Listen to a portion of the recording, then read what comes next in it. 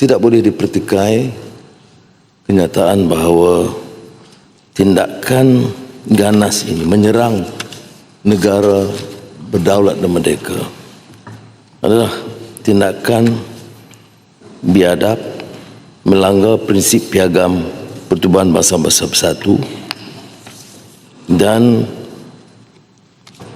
melanggar semua peraturan ketetapan dalam tatanan hukum undang-undang dunia. Oleh itu, Malaysia dengan ini mengutuk keras serangan rejim Zionis Israel dan Amerika Syarikat terhadap Iran.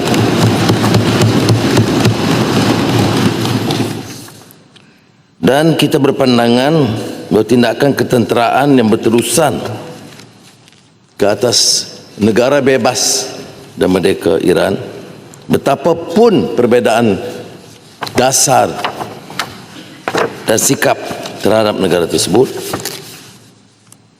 bertentangan dengan prinsip yang disepakati oleh dunia. Dan tindakan ketenteraan berterusan itu tentunya berisiko, malah telah bermula menyebabkan ketegangan, eskalasi lebih besar, menggugat kestabilan serantau, terutama di negara-negara teluk yang semuanya atau kebanyakannya diheret dalam kencah peperangan akibat dari serangan yang dimulakan oleh Israel yang bersekongkol dengan Amerika Syarikat. Tentunya sebagai negara bebas dan merdeka, Malaysia hanya mampu menyeru supaya gencatan senjata berlaku tanpa syarat, dengan serta-merta, dan kalaupun ada asas pertikaian, ia harus kembali ke meja rundingan secara konstruktif.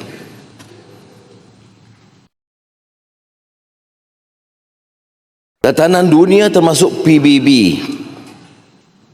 dengan kenyataan Susah Agung Guterres baru ini jelas mengikat negara anggota supaya mematuhi undang-undang antarabangsa. Namun Israel salah satu-satunya negara yang terus-menerus melanggar ketetapan antarabangsa. Hari ini Iran,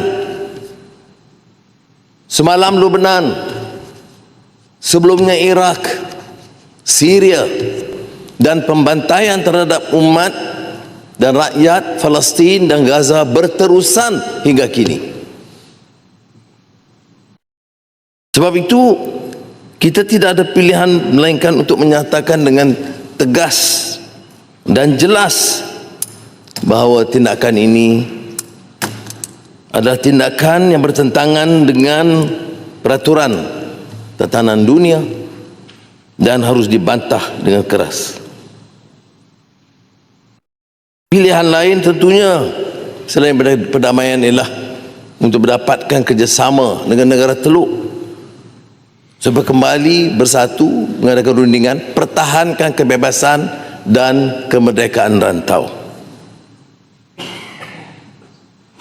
Jika tidak, seperti yang boleh dijangka, giliran satu negara ke negara yang lain akan terus berlaku, seperti mana yang pernah diungkapkan oleh beberapa pemimpin Israel dan yang terkini memberi amaran kepada pemerintah Turki bahawa mereka juga tidak terlepas daripada kemungkinan serangan Israel.